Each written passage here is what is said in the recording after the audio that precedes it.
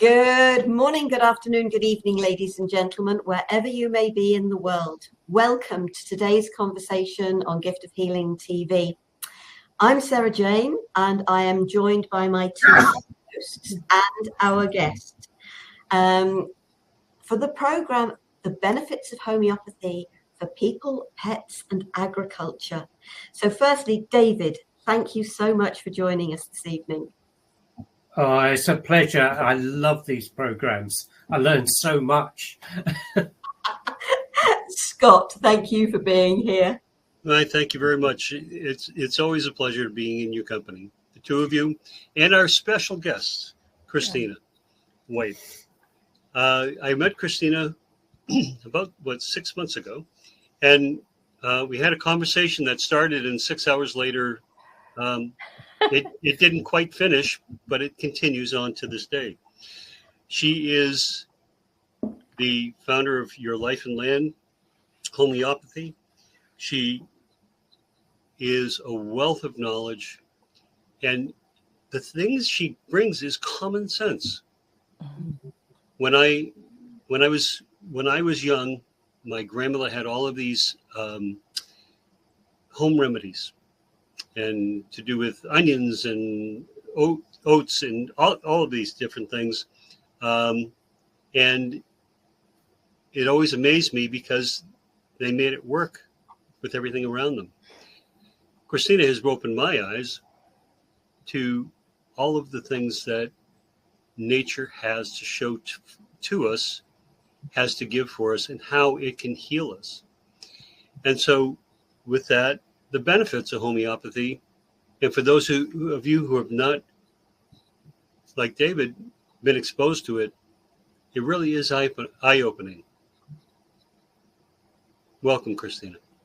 Thank you, Scott. Thank you, everyone. I really appreciate the opportunity to be here today. And yes, Scott and I, when we had our conversation, we were amazed at the end of the day that 8 hours had passed, and we still had so much more to share. So it's been really special to meet Scott and the rest of you, and thank you for the opportunity to be here today and share homeopathy, because it's something I love very, very dearly. And I really want more people to know about it. And I really want people to feel comfortable using it themselves, not just going to a homeopath, which is a great experience, but also having the ability to use it in your home. And as we talked about, for your plants and for your pets. So I appreciate the opportunity. One of the things that I've noticed with homeopathy, that there's consistency with the nature of things, whether it's animals, plants, or people, that you treat them in the same respect when you have, when it shows, when things show up. Yeah, you do. A good example, I think, is we have a homeopathic remedy called silica. So it's made, from the mineral, and we're able to use that one remedy for people or animals or plants if you see that the plant or the animal or the person might have dry skin or dry hair or broken hair. Like there's a characteristic about silica when you look at all three of those beings, that if it looks dry, if it looks kind of brittle, if it looks like there's loss of hair or loss of life, silica will work across the board. And it's really fascinating, because people come to learn with homeopathy that you can use that same remedy in the same dose. So a lot of times people will say to me, well, if I give silica to my son, what dose, what size, how many, how often and what dose, and how many pellets do I give to him versus an animal or a plant? And the answer is the same. So it isn't about the quantity of the pellets. It's about the actual strength of the person, the vitality of the being, and then the strength of the actual remedy itself. So it makes it really a delightful system, I feel, because you can use it so many ways, right? So it becomes very cost effective for people. It becomes very simple because you can learn the remedies and then learn how to apply them, to 3 different areas within your life.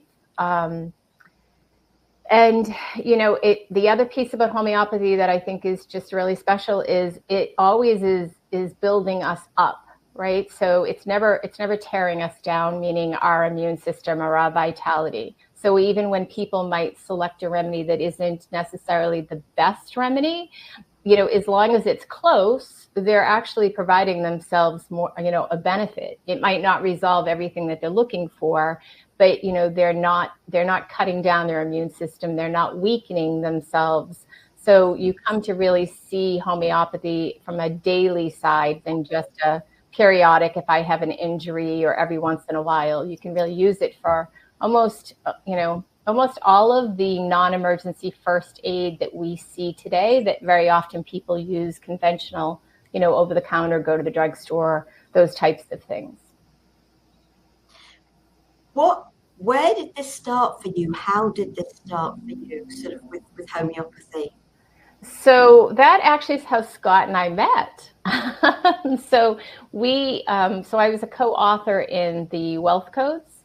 And my story that was in there is what prompted me to enter into homeopathy. So I had what we call in homeopathy a never well since. Sarah Jane, you might be familiar with that a little bit because I know you're familiar with homeopathy. So we have that kind of perfect storm, right? When a person has something happen for them and then their vitality takes a hit, or, you know, even more than just the vitality. And so for me, what happened is I, at that time, I had an accident on my horse, who he's very beloved to me.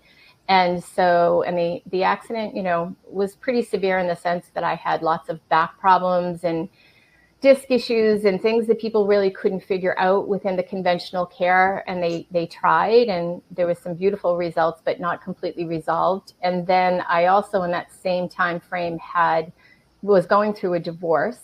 And then I also lost my father very suddenly to a heart attack. So I had three very significant things happen. And I really, so my mentals, my emotionals, and my physicals, which we talk about in homeopathy as that whole person, were really compromised. And so I went the tradition. I was a very good friend with a chiropractor, and so she helped me tremendously. And then she said, you know, you really should see, you know, our friend who's a homeopath. And at the time I said, you know, what is a homeopath? And I had heard a little bit about it, and I think she actually had given me a couple of remedies. You know, it was in that phase, Scott, like I'm like, here, try this. So she gave it to me, and it gave me some results. And so I went to see the homeopath, and I saw such immediate results in all levels, you know, so in areas that I wasn't even thinking I was going to see her for. That I asked her, I was like, why are we not using homeopathy? You know, so in the United States, that happens to be where I live. And, you know, we started this conversation, and she said, you really should check it out. I think you would enjoy it, because I love to learn, and I love problem solving and things like that. So that's how it started. I checked it out. I went to my first school, and then I went to a series of schools over a course of about I think it was about almost 3 to 4 years. And then I took my certification through the NCH, which is the National Center of Homeopathy, excuse me. So it's certified classical homeopathy is what my certification is as a lay person. And that's what we have here in the US. So that's how it started. So I went through sort of trauma, and I remember trauma as a child, but trauma as an adult as well. And it was that wake-up call that came that's open, that thing that disrupted all aspects of me. And somebody had suggested to me arnica and ignatia as being sort of supportive. And I really feel that they actually helped me, not just on the level I was at that point in time, but with the earlier trauma. Mm-hmm. Because I'm right in thinking ignatia is about bereavement, really, isn't it? Correct, yeah. Where arnica is about shock. Well, mm-hmm. Yeah, if you think about it, bereavement can be shock as well. Mm-hmm. So they were amazingly supportive for me. And then I started learning little bits, but not to practice.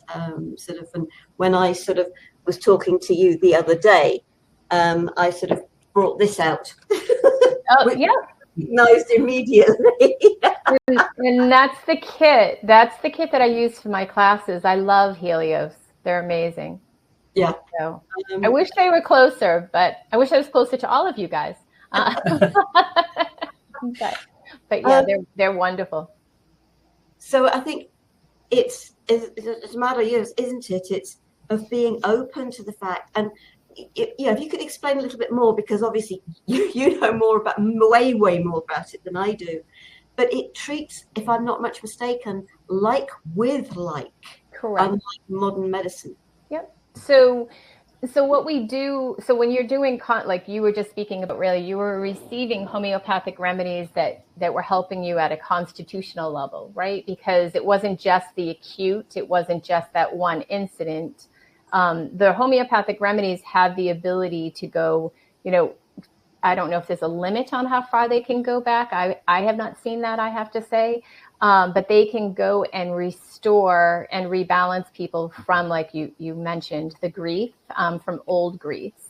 So when we're working with someone, say constitutionally, which is how I work with people, we aren't looking, someone might come in and ask for something specifically, say headaches, but we're looking at them as a whole person, mentally, emotionally, and physically. And we're asking questions about different things that have occurred in their life. When certain symptoms have happened, and, say they had headaches, I might ask the question of, well, when do you remember the headaches beginning?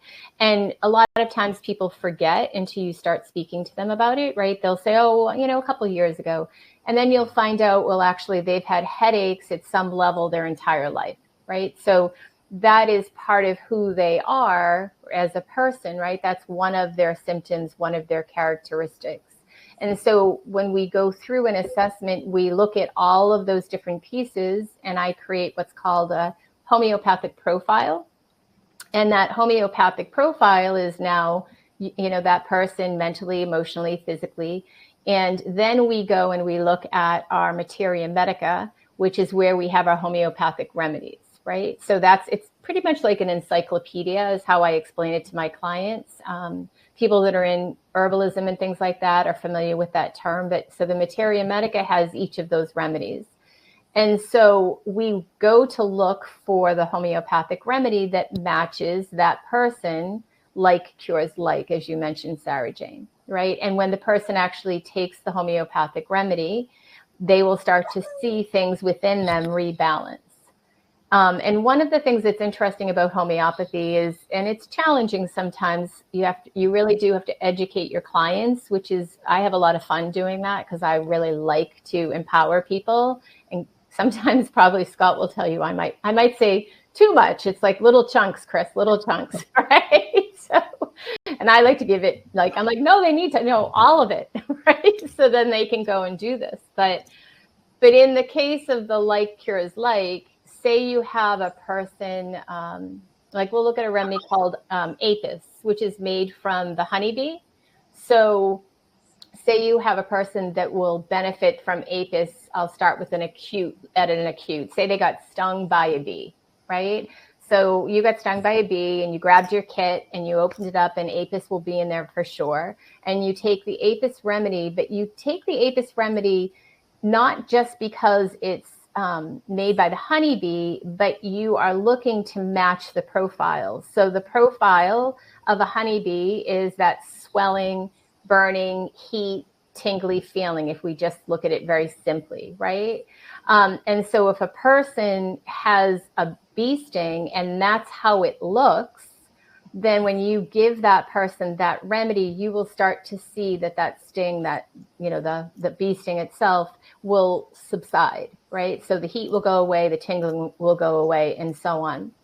But it's not just because it's the honeybee homeopathic remedy. It is because it looks like what the profile of apis looks like. Okay, so if you look at a bee sting and say the person doesn't have the traditional bee sting, like say they don't have the heat and they don't have the swelling, or maybe like it's say a tick bite or another insect bite, apis wouldn't necessarily be the correct remedy, because if it doesn't have the characteristics of the remedy, right? So the apis that you find in your materia medica, it won't necessarily resolve the symptoms. Does that make sense? Did I explain that? No.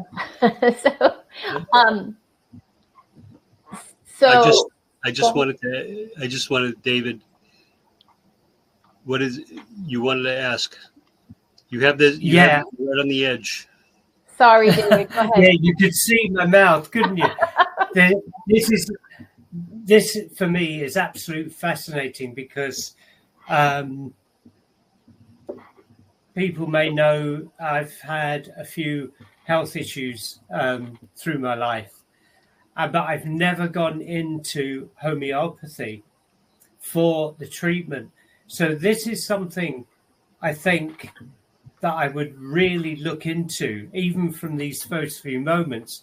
But what I'm pulling back with as well, and going back to, is how we used to, like the Druids and people like that they worked with the plants, they worked with the animals, and they talked to everything. And this is where I think we've got to go back to for our natural health, because there is, yes, I'll be the first to put my hand up, I have to have medication, practical medication, but there's so much more that most probably could help those issues.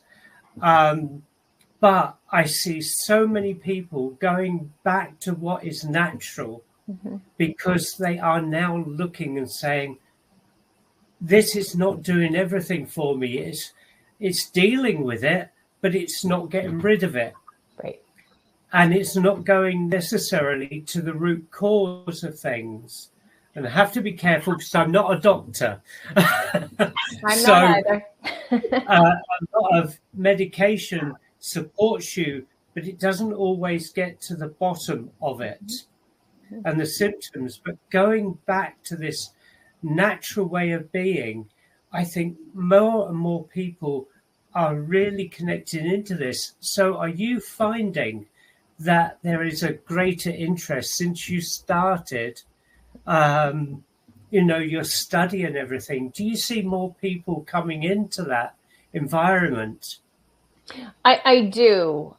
It's been very, very interesting, because I think there's a big shift where people are becoming much more interested in understanding their body, and understand their body, again, the mentals, the emotionals, and the physicals, and the connection between. And we really, I think, had a period of time where we would rely solely on the specialist, right? We would be like, well, I'm going to go, and I'm not a doctor either. And believe me, we need doctors. We need doctors, and there's some wonderful doctors that do believe in homeopathy. And it becomes, though, where people, I feel, at least for me here in the past, I had found that people were really not in touch with like the commonality in their symptoms, say, for example. So that like a headache and a stomach ache and a backache actually are all connected, because we have this process in place with conventional, where it's like, we'll go see the specialist and the specialist will tell you. And that's all well and good and wonderful when you need a specialist. But I think people are getting to a space where they want to understand themselves better. And they want to understand, when I don't feel well, what is going on around me? What is the trigger that is occurring that's causing, say, my headache, instead of it just being a headache. And that's where I think homeopathy really has such a powerful solution, because it's complicated. You need to understand it. But it brings people back into their body. It brings them back into their souls. It brings them back into themselves, and it connects them to nature so that they can pay attention to what is around them that will bring them benefit, right? So like when we were just talking about the apis, I just want to go back there for a quick minute to kind of speak to this. That remedy is very good for, say, a bee sting, but that remedy is also very good for a person that is a personality, almost, it kind of sounds funny, but they're a personality of a bee. They like to be out in community. They like to go from thing to thing to thing to thing. They like to care. They like to nurture, right? And it's really fascinating when you look at the materia medica and then you think of a person and how they behave and how the personality of from a homeopathic perspective, from an energetic imprint perspective, that honeybee can match people, right? And so when I've done it numerous times in the last year and a half, I've given the homeopathic remedy to people, and they're delightful people. They're super busy. They're jumping from thing to thing to thing. They are caring for everybody, right? And they tend to obviously be caretakers. They tend to burn themselves out. And then what's interesting is, though, they have hives. So they'll always get skin hives, and their skin hives will look like bee stings. And when you start to see how that kind of ties to one another, it's not just, oh, it's a honeybee sting, take apis. It's no, that person matches that remedy, from a constitutional whole self. And that's really what got me when I started to study homeopathy with the plants. I got into that because I started growing plants here because I wanted to see what they looked like. I wanted to see what the aconite plant looks like, which is a homeopathic remedy that's very big for shock. It's a beautiful plant, but it's highly poisonous, right? So I started growing all the different plants that I could here on the Northeast, because you can't grow all of them here. And it was really fascinating to me because when you pay attention to nature and you pay attention to the plants, you can see the connectedness, I guess the word, and you can see, the whole personality, and you can understand how Samuel Hahnemann and the other great homeopaths created these materia medicas and created these personalities. So I just have to say that I'm coming out. I am a poison ivy. You're a poison. You're a rust. You're a rust tox. Yes. So you're a rust tox. That's correct. That seems to be a good remedy for you, right? Yep. And so rust tox is poison ivy, the original source of the homeopathic remedy. And it's interesting because so poison ivy and apis, by the way, you can use rust tox and apis for poison ivy. But when a person has poison ivy, just poison ivy itself, their skin will look very different. So a person that needs apis that has poison ivy, it will look like little bee stings, like all over the place, and it will kind of jump from like place to place to place on the body, and you'll have big gaps, right? Where with rust tox, it will spread just like the plant does, right? When you think, well, here in the United States, like we have poison ivy everywhere, and it crawls. And that's if you look at the poison ivy and you observe it and not get bogged down with the condition, you'll see the personality that matches, that will benefit that person. And then what Scott's mentioning for himself is that he's been using rust tox for your joints and things like that, right? And that's been really helpful. And it's so the personality of rust tox, and we'll use, since Scott opened the door, I'm going to use. I wouldn't have done it if you didn't. But it's okay. I'm coming out. Yep. So a rust tox personality, at least how I explain it, is so they're outgoing, right? And they kind of have that wit, right? But they're a little reserved. They like to joke, but it's kind of like Scott's joking. And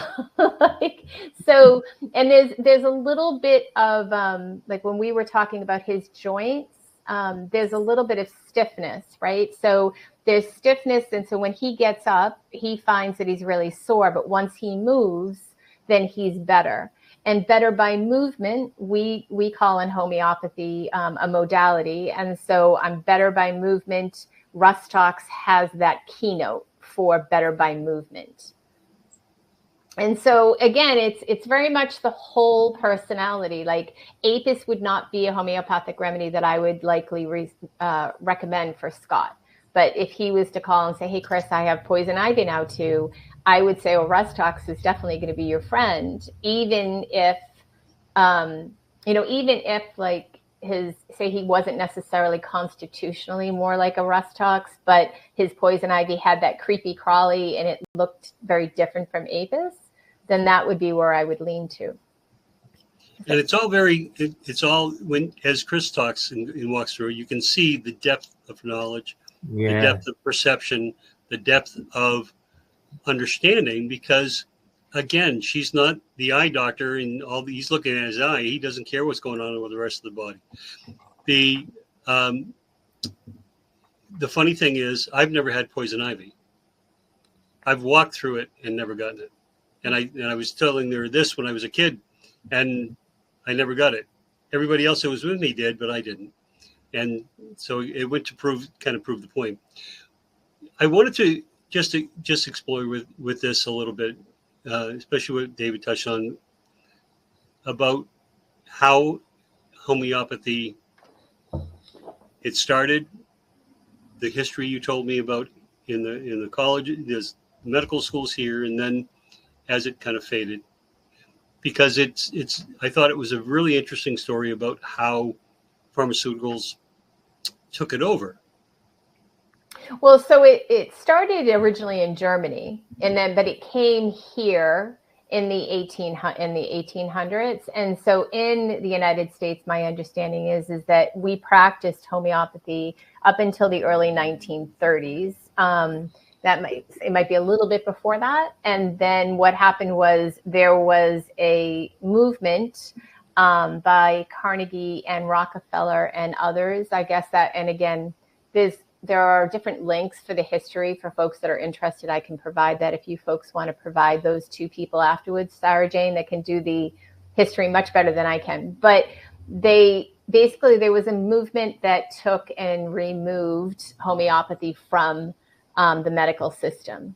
There was definitely a concerted effort to make it happen. And so we used to have the AHA here in the United States. Now we have the AMA, as people know. We still have the AHA, but if you wanted to remain a practicing medical doctor, you had to move to the AMA and leave the AHA behind, pretty much.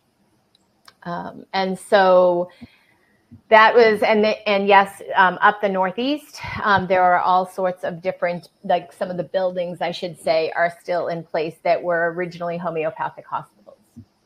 And I believe they also had herbalism in there also. I don't know the history behind the herbalism as much, but I think it was a mixture of the two.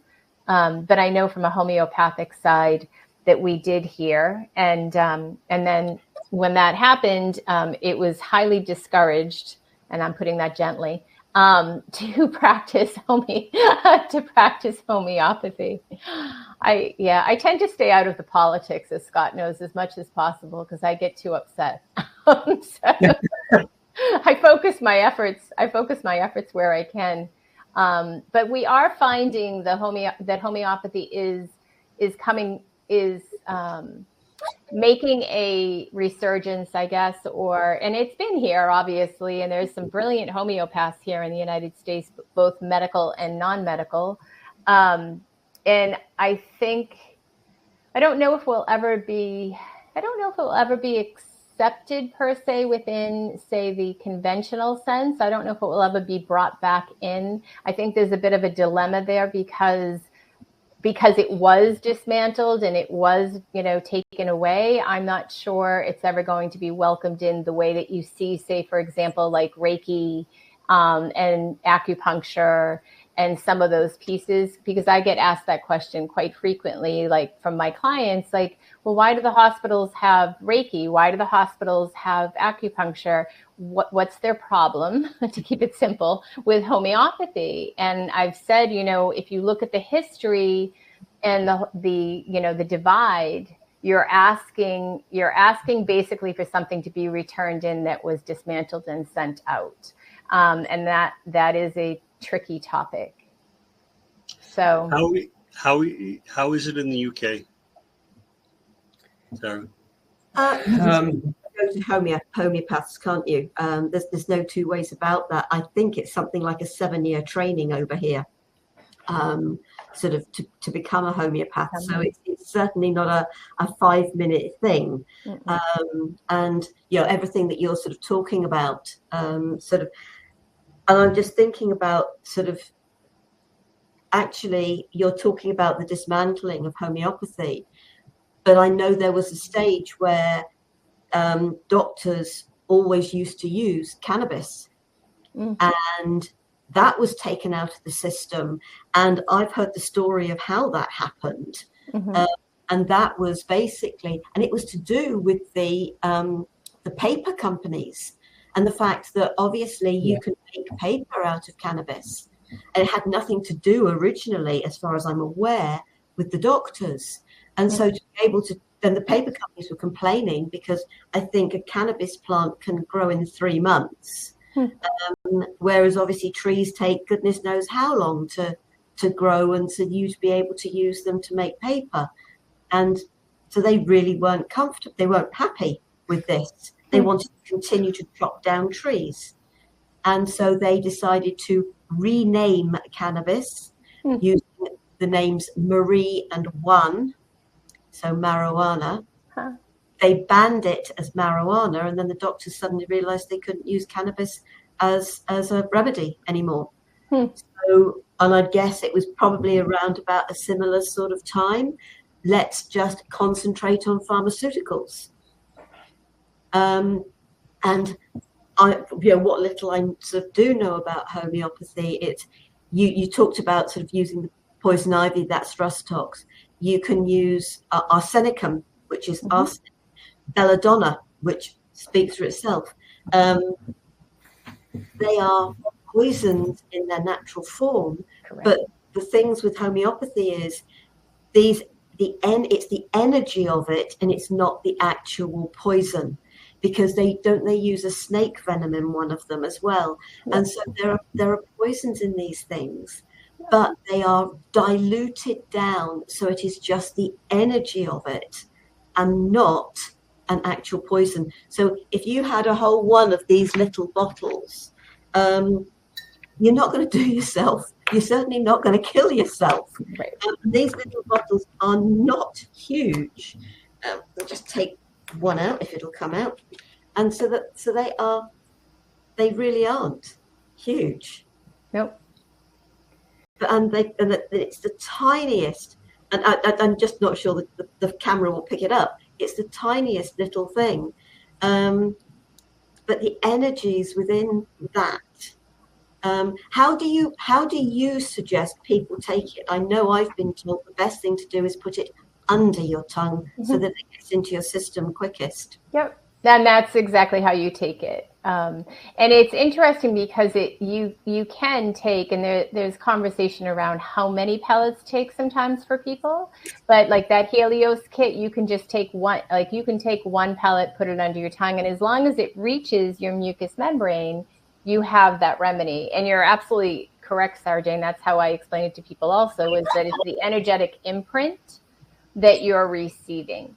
Right. And then also to your point, you mentioned that the raw substance is so low because the process of making it turns it into an energetic value. Right. And the quantum physics is the closest that we have, I think the closest that we have gotten to explain some of that. And that's where there's a little bit of confusion for people too, is that it's like, if there's nothing, they will claim sometimes there's nothing in it. So if there's nothing in it, how can it provide a curative response? And the answer to that is because it's an energy medicine. And if you give it to the person, animal or plant, and that's what they need, they will rebalance, resolve, and have a curative response for themselves. So, and it's very true, like even herbalists here, like if they want to give someone, say, arnica, like they won't give them arnica in herbal form because arnica is poisonous. And so you don't want to be giving someone, a tea or the herb itself. So they will use arnica homeopathic. Arsenicum nux vomica is another one that's a poisonous nut. Lachesis might be one of the ones you were talking about with the snake venom. Lachesis is a snake venom. We have spider remedies. There are all different types of remedies that in its raw substance will have, would be considered poisonous, but by going through the process, you now have something that is perfectly safe. I usually work with my clients, like the home kits, we use the 30 Cs, right? Because like you pointed out, they're super safe. They're the low dosing. It's very difficult for someone to take too much of those in that potency, they call it, or strength. So conventionally, they reference it as strength. We call it in homeopathy potency usually. And so, and you also can find like an acute care, say someone was taking, say, arnica, for example, and they had just fallen and hurt themselves. We recommend that you would take arnica. I would recommend to people to take arnica 1 dose, so 1 pellet from that kit. And I usually will do for people, if it's like a pretty significant swelling, they can do that once for 20 minutes for 3 doses, right? And sometimes, so every 20 minutes. And then if you find that you don't have the result you're looking for, so if you don't start to notice the swelling go down or the inflammation, you can look at, say, another remedy called Bellis perennis, which is also for deep tissue bruising. And then you can do the same thing with the Bellis perennis. The thing that is interesting with homeopathy, a little different from other solutions, is that when you have a positive response, we stop. And that's a little tricky for people, right? Because we all think, well, I feel great, let's take more. And so you don't need to do that. When we have the energetic, right? So the energetic value has been introduced to the person, they're having a curative response, you allow them to continue with that response. You don't have to repeat the remedy until either it stops or it starts to decline. And that is probably, I find, the biggest challenge for people, that we don't have a lot of patience, right? We just, from a society side, and it's opposite. People are like, I feel great, so I took more.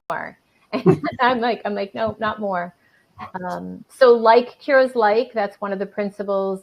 Totality is another core principle of homeopathic, which is the totality of symptoms. So it's the mentals, the emotionals, the physicals.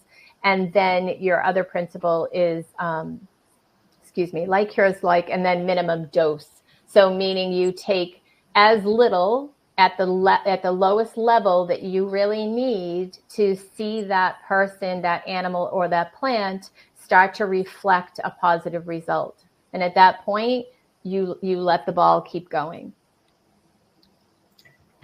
It's been fascinating to hear. I loved it when you touched on the frequency of it.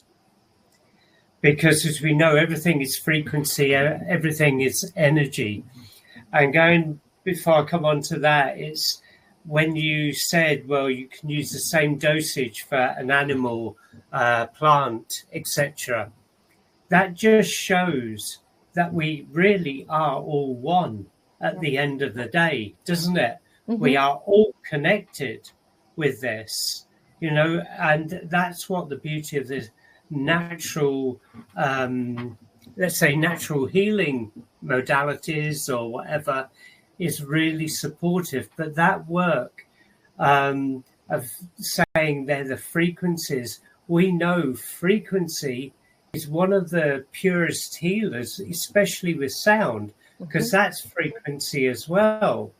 So we're balancing the right frequency for our body, which are the frequencies in this world are all over the place at the moment. And they're bringing in additional frequencies that really are non-resonating and not well for our body. So, and therefore it's causing us dis-ease within ourselves. So to hear that this is working on a frequency as well as being supportive for everything that is one, it's really fascinating to hear. This goes so much deeper, doesn't it, for your well-being than you actually realize.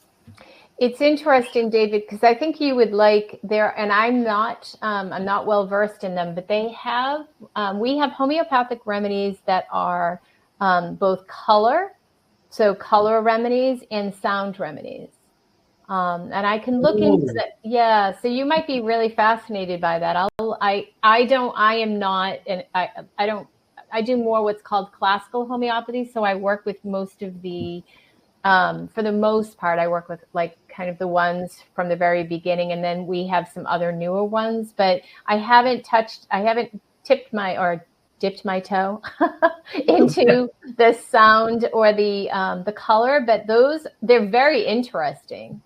But yeah, I'm working with sound.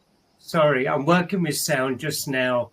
Mm-hmm. So it's really fascinating that could come into that part of my work as well. Mm-hmm. Yeah. Like, I mean, it is pretty, and I mean, it really does feel, and they have much more newer remedies too. I mean, I think I want to say there's like 4,000 remedies. I mean, they keep adding, like, because like cures like, right? So It makes sense. I started to do some work and I apologize. His name is Jansen, I believe is his last name. He has a book called Fight Fire with Fire. I think that's what it is called. And it's an interesting book because he's a homeopath, and he does a lot of work around helping people detox. So detox a lot from the medications. And so there are also homeopathic remedies that are the traditional ones that we know as classical homeopaths, say, for example. But there are also homeopathic remedies made from, say, prednisone, from all of these other different medicines that we have, that when people have overused them, they've become compromised. I actually have a very interesting case right now of a young lady that I'm working with to help detox all of the medication that she has been on for a very long period of time. And she's still on medication and she's staying on that medication, but she has such an excess in her system that her immune system and her gut, her body doesn't know what's what. So we've been working with a homeopathic remedy, actually to start with, called Camphora, which I'm sure, Sarah Jane, you're probably familiar with that remedy. You've heard that, the Camphora. So that's one it's one that actually it's really fascinating. And David, this might be interesting to you because you talk about the energy. So Camphora is known in our world to antidote, so stop the action of most homeopathic remedies. So if you take a remedy and you feel like you're not getting the results you want, or say you're not feeling well and maybe you're doing what we call a little bit of proving, which means the remedy is coming up and it's not a good remedy for you, you can actually antidote the action of the remedy by taking a remedy called Camphor or Camphora, and it will negate that energetic imprint. Okay. Yeah. And but the thing that's really fascinating to me in this particular gentleman's book, and that I've been referencing and working with this woman, is it's also known to help reorder basically the body as far as what's what, I guess, for lack of a better way to put it. So energetically, because she had no appetite. Everything she ate was bothering her, like no matter what she was eating. And she was being told, based on her conventional dis-ease, that these are the things you need to be eating. And no matter what she was doing, she was having problems. We started using this particular remedy after I found this within his book, and she got her appetite back and started eating and wasn't having the same reactions. We're not done. We're very far from being done. But I thought it was really interesting to see that remedy, right? So it antidotes another remedy, but yet within the body, energetically, it was bringing back balance in the sense of it's known for like correcting chaos is how he put it from a medicinal side. Brilliant. Really, absolutely. Could you talk a little bit? I just wanted to bring this point up. Modern medications have a tendency to mask. They deal with symptoms. Yep. Whereas homeopathy deals with root cause. Correct. Yep. So, so in homeopathy, when we work with someone constitutionally, and just as an example to bring the medicine in at a couple of levels. So from a medicine side, if I'm working with someone that's on like a lot of medicine, I have to, when I'm taking their case, I have to look at where that person was as best I can and as much information as I can from them mentally, physically, and emotionally. So before they started taking, say, prednisone for their skin, or before they started taking a particular remedy for a migraine or something for their stomach. So I have to get back to who they are as a person in all those areas. And then I also have to look at the particular medicine that they're taking. And again, I'm not a doctor, so I do stay in my lane and I do not take people off of medicine and make those recommendations, right? And a lot of these people they're on their meds, so I have to then look at the side effects of their medication, because very often I'll have people come in and say, for example, I want you to help me with my dry eye. This is just an example of a case a long time ago. And she's like, I don't need anything else. It was very early in my work. And I was like, okay. And so I took her case and she had dry eye, but she had dry eye because she was on an antidepressant that was known to cause increased dry eye the longer you were on it. And she didn't realize that. So that was quite some time ago, but it was a very big lesson for me that I can't treat her dry eye because, one, she has an obstacle to cure, which is that she's on that medicine. So that's going to cause dry eye. I can support her, right? But I'm not going to resolve it. And I'm not going to resolve it because it isn't actually who she is. It's a side effect of the actual medicine. So you can, and so then to answer better for you, Scott, I'm sorry, the masking piece. So when someone's taking medicine, they're suppressing, right? They're masking their symptoms, they're suppressing. When we're taking or working with homeopathic remedies, we are trying to release, right? So we're trying to rebalance the person and release the dis-ease in their system, either mentally, emotionally, and physically. And in classical homeopathy, our curative response is from the top down and inside out. So we don't have, and people always say to me, well, I want my headache gone. And I'm like, well, hopefully it goes first because it's the top, but that's not always the case because it depends on variable things within the person. And as far as what the remedy chooses to resolve first is really not up to me. It will resolve and it will take layers of dis-ease off that person. And very often what we see is then they move to a different homeopathic remedy. So when you're working constitutionally with someone, you do your very best to get their profile, their energetic imprint, match it to a homeopathic remedy, watch to see what is coming off. So what symptoms, resolve, like headaches might resolve or, stomach might resolve. And then as you're watching, when you start to see their profile is shifting, you then will shift them to a different remedy. But you're getting them back to a place of basically their true self. Which brings me to I apologize, but brings me to the point that you were talking about, David, and with energy and how amazed you were that homeopathy goes to energy. But in doing energy work, that's what I do with clients. Mm-hmm. I bring them back to themselves. I bring them back. I get all the stuff that shouldn't be there out of there and bring them back centered, grounded, and fully within themselves. David, you were going to say.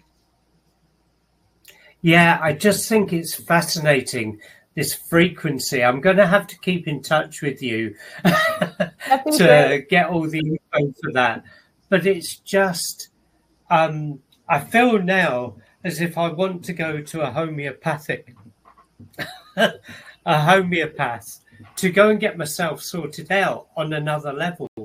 You've created I've seen it in such a different but simplistic way, without being rude, in how it works. And it's just absolutely amazing. And your knowledge is just incredible.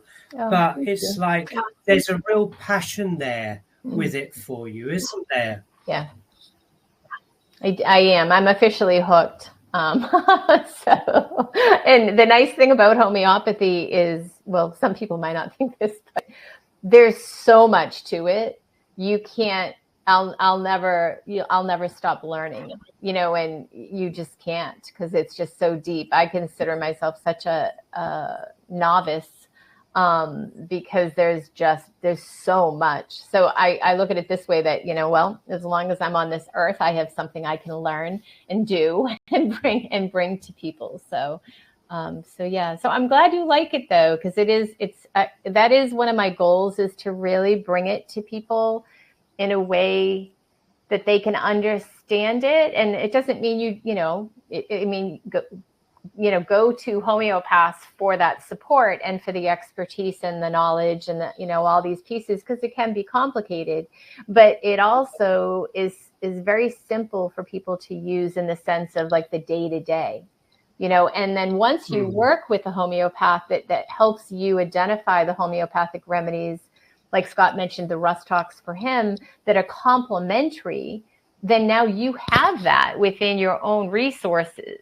Right. And so you begin to support yourself more that way. And then when you need something a little bit more significant, or while you're doing constitutional work, you work with a professional homeopath. But I do really feel like it might sound, I don't know what it might sound like, but I do feel like I feel like homeopathy is really something that's meant for the people, right? Not just this mystery piece sometimes, because I do think there is a bit of mystery behind it, where people aren't familiar with it and they get a little intimidated by it. So I like, one of my things when I teach classes, and I do classes virtual and I do classes at the studio, is to really kind of bring that simplicity that you mentioned to people, so they can start to understand it for themselves. I love what you were saying about, sort of, they may come for a headache, but it actually does something else first. I've had this so many times when sort of people come to me for Reiki, and it's just like, sort of, actually, I'm coming for this. And it's just, I can't tell you what it's going to do, because actually that, and a metamorphic technique is another technique. And it's just like, here's your list and here's your body's list. And what's on the top of your list might be on the bottom of your body's list. But in the process of sorting out what's on the top of your body's list, it actually might work on what's on the top of your list, but that might come a bit lower down. So it's what is right for your body, not what you think in your head. And that's the really important thing. Sort of, and that's why I sort of love homeopathy. It's just like, okay, sort of, yes, there's a little materia medica in that little kit. If you're in the UK, it's probably easier to get hold of it from Helios. And they are on the internet. Yeah, I order from them all the time. They're wonderful. They're a great group. Yeah, absolutely.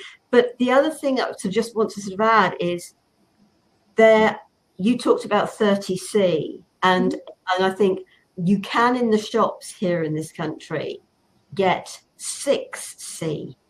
Now, it might sound as if 6 is going to be stronger than 30, because the dilution is 6, the dilution is 30, and it goes up to 100, and it goes up to 200. I think it doesn't go up to 1,000. That it's been diluted, that amount. But the greater the dilution, if I'm not much mistaken, is actually the greater the potency. Correct. Yep. And so which sounds counterintuitive. I know. And that's that you explained that very well too, Sarah Jane. So thank you. Because that is one of the dilemmas with people when you're explaining it to them. It's hard. We have here, like, it's hard for them to understand that. They're like, how is that possible? So the lower ones, I mean, the nice thing about those 6C though that you mentioned is those are, and that's probably why they're available in the public, right? Because they're softer, they're lower, and so people can use those with more frequency. But I mean, they're very powerful. Like, there are homeopaths that they use 6Cs. You know, I mean, I'll use 6Cs in some levels. I tend to use the 30Cs, but I mean, it doesn't really. I mean, not that it doesn't matter, because it does matter. Like, the higher it goes, the tendency is the deeper it goes. At least that's been my experience with it. The other piece I usually explain to people, because sometimes people will say, well, shouldn't I take, like here in the United States, we have 30C, 200C, and in some cases 1Ms available in the stores. And, you know, I explain to people that I look at 30C like opening the window. I look at 200C as opening the door, and I look at 1Ms as you know, basically just like taking the top off the house. But and you know, and they're very deep. They can be very deep action, and there are so many different ways that homeopaths work with the protocols, that it really does come down to, I think, you know, obviously people's training, but also, for me, it comes down to looking at the person and their vitality. So if I have someone that's strong, you know, that can kind of, I use the word assimilate the remedy. So if I know that they're pretty strong and they can assimilate the remedy, and it's not going to take too much energy from them, so it's not going to cause them to be overly uncomfortable, then I might use a 200C. But if I'm working with someone that has a really lower vitality, that just kind of has, you know, when you meet people that are just really kind of, you know, whether they're depressed or like they have some type of autoimmune thing, but they just look and feel depleted, then I would use like a 6C or a 30C. I would not go to a 200C or a 1M. And then I also tend to use remedies lower, like the 6C and the 30C, until I get to know a person, right? Because again, to understand where they're at and how sensitive they are. Some people are highly sensitive to homeopathic remedies. Other people are not. Some people are more sensitive or less sensitive because they're on a lot of medication. And so there's all different variables that we look at. But I'd like to ask you guys a quick question about Reiki and what I said about people having, so when I said to for both you and Scott, when I said we typically will see things curative from top down, inside out. So like when we start to see a person's emotions improve, right? And then their skin, for example, gets worse because they originally had eczema XYZ number of years ago. I actually like to see that because that means the body is releasing, right? Like the person's emotionally doing better, but their skin's worse. And now they all come to me and say, I want to put topical on, and I have to beg them not to, right? Because we want it to go out. Do you guys find that response in Reiki? Healing crisis. Do you see it the same way that we do? People can have headaches after, they can have also, it's just like, please folks, it's a healing crisis. It's nothing to worry about. It's just about letting go of that. You know, it's stuff that is ready to go, that you don't have to deal with anymore. Yeah, so healing crisis. Okay. And I just say, and I will sort of look at something, oh great, you're having a healing crisis. They don't like that. I know it is. I explain that. I learned to explain that in the beginning, like at the beginning. I'm very, Scott, like I spend a fair amount of time explaining the whole process to people because if you don't, and then they all of a sudden have all these problems, and they're like around. I don't know for you folks what you find, but the skin things are very, very challenging. It feels like for me with my clients, they're like, it looks terrible. I have to send it back in, and I'm, because there's just a little bit of this over worrying about like every little what your skin looks like, and you have a rash and you have this and you have that. So it is definitely a learning curve for people. They tend to like cortisone. We like cortisone and the ointments and they're like, I just bought that, and I'm like, no. I say, Sara, you're about to wrap up. Yeah, I was just going to say, obviously, David, I know this has been very much about learning for you. Obviously, I've learned bits as well, but I won't have a wealth of knowledge, but I've been very interested in it, so I have an element of knowledge. And Scott, you've obviously been experiencing it as well. So, but benefiting, yes. Any sort of, but Kristina, anything we haven't touched on that you would like to share before we actually close out? Well, I'd like to share something that I'm working on that I think would be beneficial to folks, which is I'm doing something. It's what was in the book with Scott, which is the homeopathic timeline. I really am finding that strategy is something people are interested in, which is basically understanding themselves from a homeopathic perspective. And so learning really to go back without it being therapy per se, but go back and look and see what symptoms that they've had mentally, physically, emotionally throughout their life as like their themes per se, and how that has basically, come through their life, how it's shifted, how it's changed. And because then here they are now, right? And so now that's that piece that we're looking to say, let's look at those pieces, find the remedies to start to basically peel away the onion and return the person to balance. So that's something that I've been working on right now, and I'm doing virtual and in studio. And I would love like people to understand it more that way, because again, I think it takes a little bit of the mystery away for homeopathy, so that people then feel more comfortable looking at remedies, understanding remedies, because it's hard to study. A lot of people tell me like, there's too many remedies, I can't remember them all. Right. And the other part of that is that, as I said today during this conversation, you can take Rust Tox for poison ivy. You could take Apis for poison ivy. You can take all different other remedies for poison ivy. So sometimes we don't focus on the condition. We focus on what we can see, right? What we can see, what we observe, the sensations. So, that's kind of a collective effort I've been working on, just to try to educate people more as a community. And I take it people will find that on your website. They will. Yep. Yeah, which I've put into the live chat, and I will make sure is under the video. So if you're watching this on YouTube, and that's yourlifeandland.com. Thank you. Brilliant. Thank you, everyone. Thank you very much for this invitation. It's been really lovely, and I appreciate the support immensely. So thank you. Absolute pleasure. David, have you got any final words you'd like to sort of say?